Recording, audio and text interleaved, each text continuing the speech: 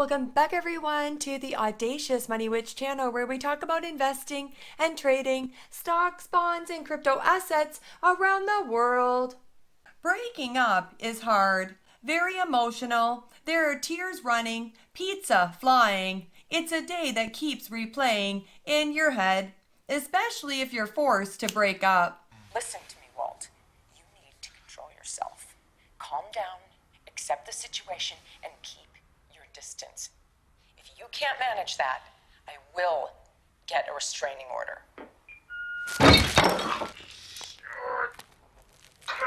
It's dramatic, even for a hyperscaler like Google. While my snow stock was up more than 30%, Google was going down quite brutally. The stock is not even expensive. It's totally cheap compared to the rest of the market. But there's other news causing this drop. Google shares are getting lower after the Department of Justice demanded that Google reject its Chrome browser. We also have the CEO of Google dumping shares worth over $3 million. So the rumors are true. They finally thought of their remedy, and they've officially sued Google, demanding that Google sell off the Chrome browser. Now, Chrome browser is the most used browser on the internet. It has billions of users, and it's a valuable asset to Google, even though it doesn't generate any income. This is exactly what the Department of Justice is now saying, that Google has to divest. They had to sell it off. They can no longer own it. First of all, what exactly is Google Chrome, and how does it fit into Google's ecosystem?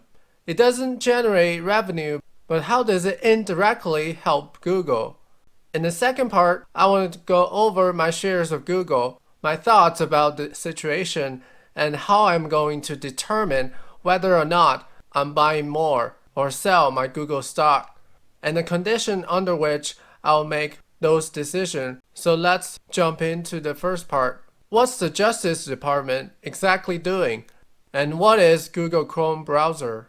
The reason this is important for Google is because Chrome is the most ambiguous, most well-used browser on the internet. Chrome has the demanding lead. They have billions of monthly active users on it. Now, it's true that Google does not monetize this directly, so you don't have to pay to directly use Google Chrome, but Google makes a lot of indirect money and revenue from the Chrome browsers. The Department of Justice is calling for Google to divest its Chrome browser to put an end to its search monopoly. The proposed breakup would permanently stop Google's control of this critical search access point and allow rival search engines the ability to access the browser that for many users is a gateway to the internet. This development is the latest in a years-long bipartisan antitrust case that found in August ruling that the search giant held an illegal monopoly in both search and text advertising, violating Section 2 of the Sherman Act. Ultimately, it will be up to District Court Judge Amit Mehta to decide what Google's final punishment will be. A decision that could fundamentally change one of the world's largest businesses and alter the structure of the internet as we know it. That phase of the trial is expected to kick off sometime in 2025. The potential breakup would include preventing Google from entering into exclusionary agreements with competitors like Apple and Samsung, part of a set of remedies that would last 10 years.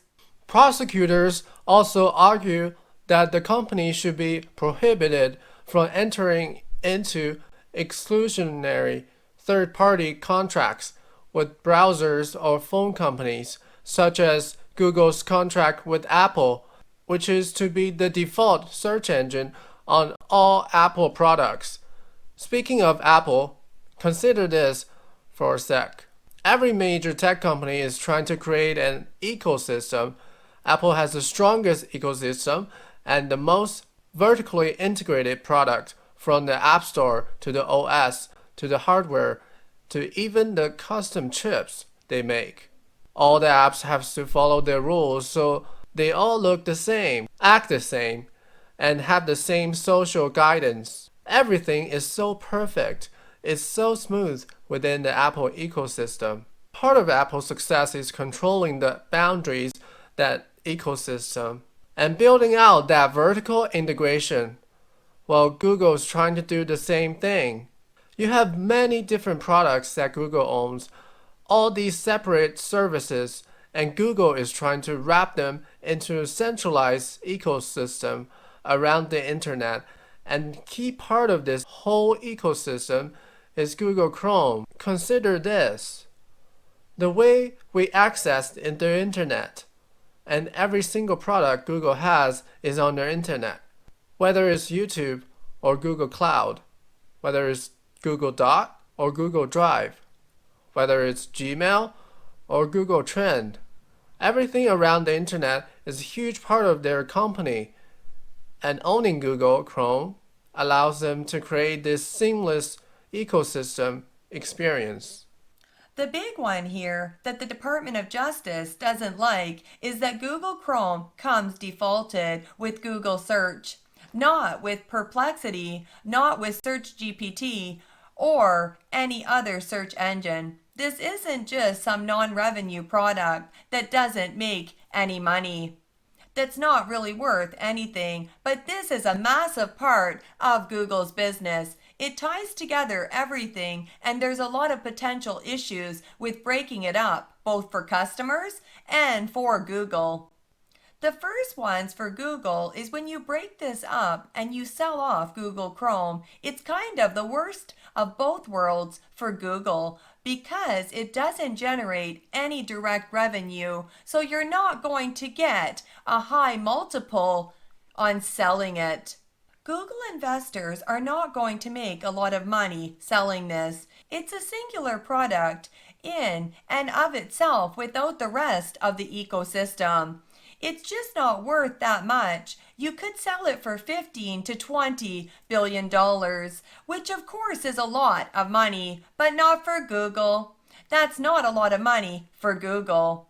They have $93 billion of cash on their balance sheet, and they make $70+ billion a year in free cash flow.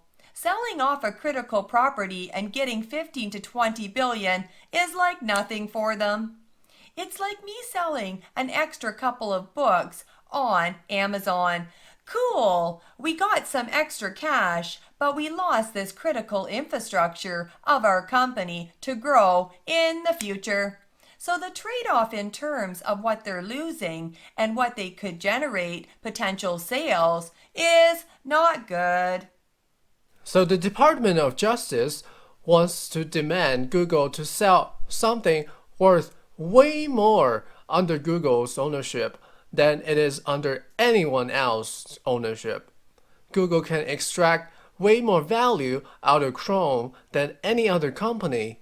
So it's bad for Google because they lose the dominance in their search. They don't have the search default on it.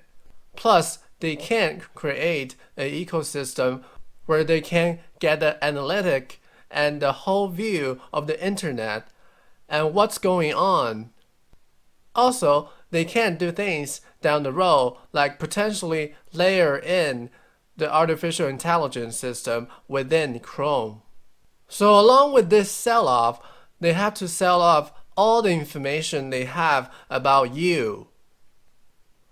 Google has a ton of information in every single terms of service agreement.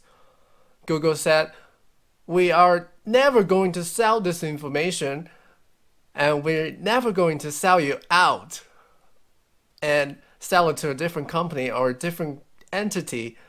We only use your information to make our product work together better. But now they're being forced to sell you out. The Department of Justice is saying, take all that information you gather about all these users and give it all to various competitors that have the highest bidder. So they are forced to sell all of this information to companies that haven't been as good of ethic over your information.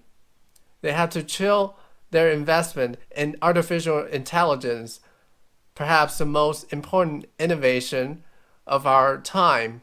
All of this reminds me of a stock I used to own, Alibaba. A Chinese company, of course, paid the ultimate price when the government cracked down and took its power back. So this is bad for Google and its investors like me. But when you get into this type of headlines, our brain just focuses on the threat. We focus on this one threat and it starts to erase everything else. But what we need to focus on is always the big picture. The reason why you invest in Google is that they have the best balance sheet in the world, the unlimited cash machine, and their global dominance, their broad reach. Also, the value it gives you. It's a company that trades at a cheap valuation of 18 forward price to earnings ratio in a market where the NASDAQ is at a 31 forward PE ratio. Google is an AI tech company, one of the leading ones in the world. That's trading much cheaper, around 40% cheaper than the QQQ's average weighted PE ratio. When we look at the different businesses of Google, indeed, advertising is still their biggest business by far, but you have YouTube, a world-class asset, and you have the massive business Google Cloud growing 35% per year, while the margins are going up. This sort of doomsday headline breaking news situation is most likely a good buying opportunity. This is why I will buy more Google stock once it drops to my target price level. Just don't panic sell.